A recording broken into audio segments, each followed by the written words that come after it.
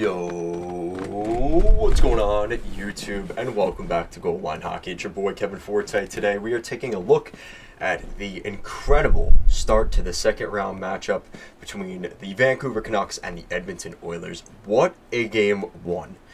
Unfortunately, I did not get to watch this live. I had to watch the replay of it this morning because I didn't expect this to be the way that it went. The way things were going, it looked like Edmonton was kind of sending the eulogy to the Canucks fans early on in this series, but the Canucks said, no, we're not going to give up today.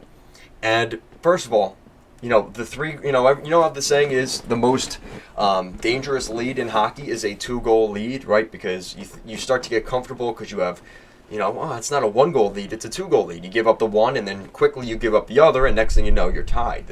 It's that comfort that maybe puts teams on the edge. Well, I think in this year's 2024 Stanley Cup playoffs, we've now seen, 5 or 6 through the first 2 rounds of the playoffs so far, and we're only through the first 1 or 2 games of the second round. We've seen how many 3-goal leads blown? This is another example of that, and the Vancouver Canucks, man, really, really resilient, and it's starting to make this team very dangerous here as the playoffs move along. So let's go over the recap of the game. So basically the first half of the game through the first 2 periods, it's 4-1 Edmonton. Edmonton wasn't even dominating the game. It was because they were the better team on paper, they happened to be leading the game. Nobody was really asserting their will on the game.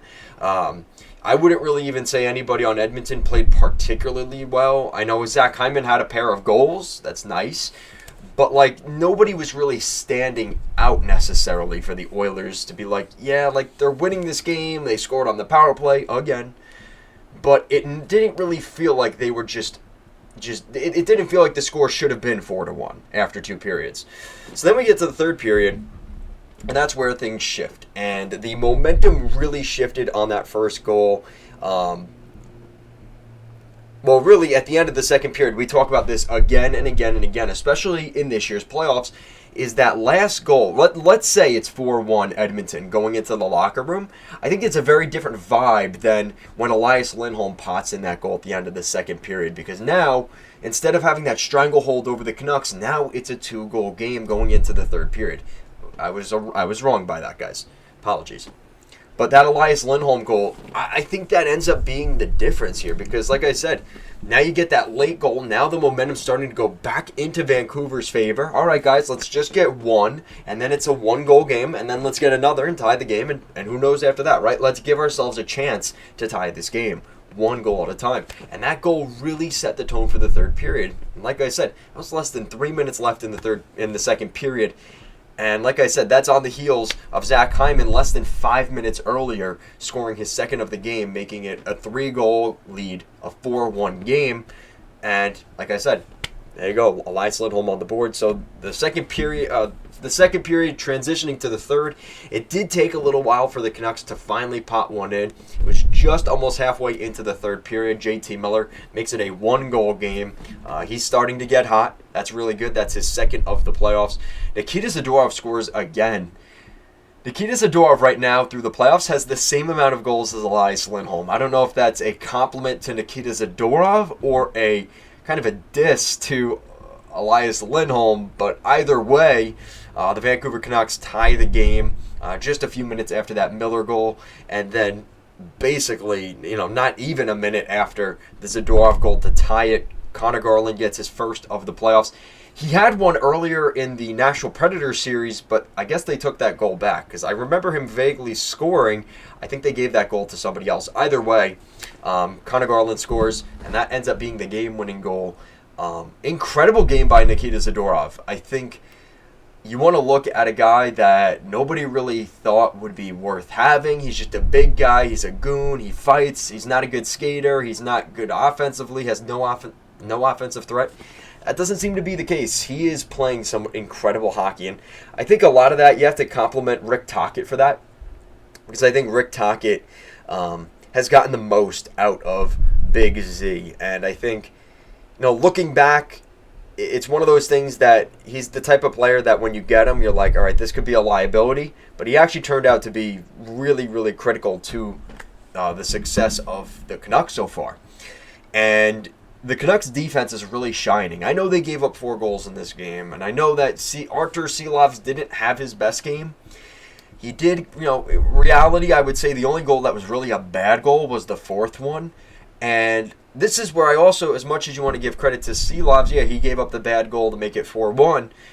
But also, you have to give credit to Rick Tocchet once again here, because there's been a couple times through the first 2 rounds now for the Canucks where the value of a head coach that makes the right decision looking back, that is extremely difficult to do, because I think the average person and the average mind, with the amount of reviews and things like that he didn't challenge and things like that he easily could have and he didn't, the team ends up responding without needing that extra boost or that challenge to go their way or that goal to get called back or pulling the goaltender.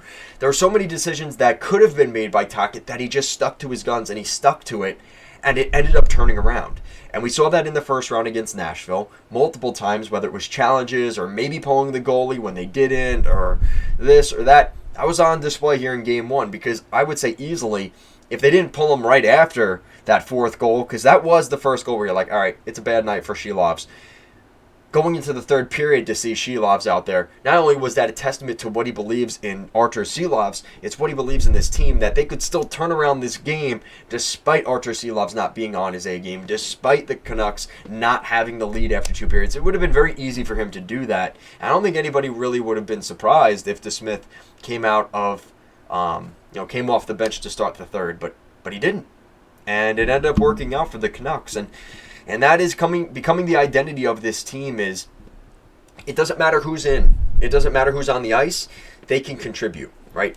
This is Nikita Zadorov scoring. Again, Dakota Joshua. He ended up being the first star of the game. A goal, 2 assists. You're not expecting that from Dakota Joshua. But there he is. He's producing. Big Z, Nikita Zadorov, a goal and an assist. That's 2 points for him. And, of course, Zach Hyman getting the 3rd star because he did score 2 goals. But I'm really impressed with what I've seen from some of these guys on the Vancouver Canucks. It's depth scoring. It's scoring by committee. And it sounds like with the Edmonton Oilers, yeah, they did score 4 goals in this game. And you're seeing it from different guys, right? Hyman getting to Ceci and Ekholm. That's their first goals of the playoffs coming in this series in Game 1. But I think the Oilers really lost a lot when Draisaitl left after the 2nd period. He took a pretty hard hit toward the end of the 2nd period. They said they didn't really go into details about it when Chris Knobloch was asked after the game. But if I'm the Oilers, I'm not really concerned about this. I will say, though, Vancouver is legit. And everybody, including me, is on watch right now because, listen, I had a lot of people in my comment section for the preview video, which did very well. So thank you, Canucks fans and Oilers fans, for that. But a lot of Canucks fans said, why is everybody discrediting us? We have home ice advantage. We won our series in 5 games just like the Oilers did. Why aren't we getting they won it in 6 games. Whatever. Either way, why aren't we getting the respect that the Oilers are? And listen, I might be part of that. I think the Canucks are showing that it doesn't matter who's in between the pipes. It's the system. It's the coach in Rick Tocchet behind the bench. It's the depth scoring from everywhere. The Canucks look more like a team that, kind of like the Islanders did in 2020 and 2021. Dare I say it? It doesn't matter who's in. It's the system and the belief that they are never out of a hockey game. This is the 2nd time they've come back from a 3-goal deficit. This Canucks team believes. And they're the type of team that they can play tough. They can score goals. They're big. They can skate. This Canucks team can win any way you want to play. And that's playoff hockey. The Canucks are able to do that. And if you want to talk about playing the Canucks right now in a 7-game series, best of luck to you. I think the Oilers, and a lot of the NHL right now who counted the Oilers on winning this series, including me, they're kind of showing them, listen, don't think this is going to be an easy series for the Oilers at the very least. And if the Canucks take care of business, this could be a quick series the other way even. So we'll see what happens the rest of the way. You know, it wasn't a great game for Archer Seelavs and Ian Cole. I feel bad. Ian Cole had a terrible game. Those first 3 goals, you could put some kind of connection to Ian Cole, whether he turned the puck over or had a bad penalty or just whatever it was. Really bad start for Ian Cole, but you know what? This team came around. They rallied around that. They were able to find a way to come back and win a very crucial Game 1. Game 2 is going to be even bigger. I expect things to be a little bit more physical from Edmonton because they did get pushed around. And the Canucks really didn't let the Oilers kind of fall into the BS, right? And if I'm the Oilers, I'm pushing the grittiness a little bit because, listen, the Oilers' penalty kill is 100% so far. They have not given up a power play goal. So, and of course, how good the Oilers' power play is, you know, the more ticky-tack penalties and this and that go each way, that's going to favor the Oilers. And I think Rick Tocchet, for the most part, that team executed pretty well, not taking too many penalties. They only took 1 in this game. But, yeah, that's something I'm going to watch for going into Game 2 is how do the Oilers kind of strategize to maybe fix some of the things that didn't go well in Game 1. I expect the Oilers to even the series at 1 here, going back to Edmonton. What's really interesting is once this series comes back from Edmonton after Game 4, going into Game 5, what does this series look like? Because if you told me that the Oilers were winning this series 3-1, I think I'd be more surprised than if you told me the Canucks are up 3-1 in this series. Because there's a very real possibility the Oilers lose Game 2 and Game 1 in Vancouver, and if the Canucks split in Edmonton, they could potentially be up 3-1 heading back to Vancouver for Game 5. I'm not saying it's realistic, but it is possible. Especially winning Game 1, they took advantage of home ice advantage, and we'll see what they can do the rest of the way. But I think I've gone on enough here. Let me know what you guys think. Are you impressed with the Canucks? Have they changed your mind at all? Do you want to see more game just to see how this series plays out? Because I'm really impressed with what I saw from them in Game 1, but is that sustainable? I do think it is. I think this is going to be a very tough series, and despite not having Thatcher Demko, Quinn Hughes maybe being a little hurt, Elias Pettersson kind of having the monkey on his back, you would think things are going against the Canucks here. How could they possibly get to the second round? They're still here because of everything else surrounding the team being pretty good, to the point where they can win a lot of hockey games.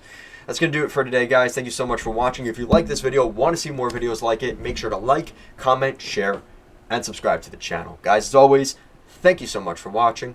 I'll see you again next time.